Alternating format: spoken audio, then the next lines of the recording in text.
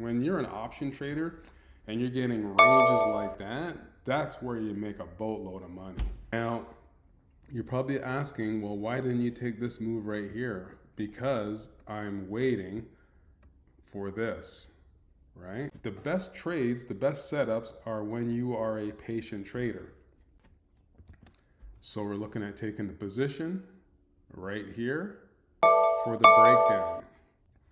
You got to understand something. What I always tell you about algorithms move in 30 to 45 minute increments, right? When they're catching a slope or they're catching a channel, they'll stay in that channel or they'll hit that slope, and they'll do it for 30 to 45 minutes before they either take a break to consolidate, take a breather, and then they move up again or down, depending on where the slope and where the channel is. So C5, 10, 15, 20, 25, 30. See that? 30-minute move back to the upside right there, right? 15, 20-minute move to the downside right there. That's how algorithms work, people. So you're probably wondering, let's see here, what did I do today for Friday? So Friday we did 71.77%, 13.6. All right, so there it is right there. So